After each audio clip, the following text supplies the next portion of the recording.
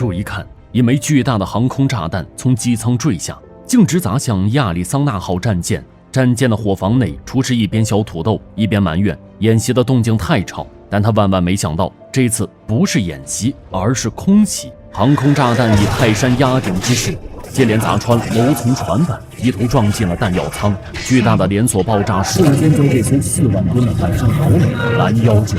舰上1000多名水兵全部遇难。这是1941年12月7日，日军偷袭珍珠港的真实一幕。第2次世界大战爆发后，日本作为轴心国遭到了美国的经济制裁，对美贸易被冻结后，日本的石油供应也中断了，现有石油存量只够维持1年半，更无法支撑日军的大规模侵略行动。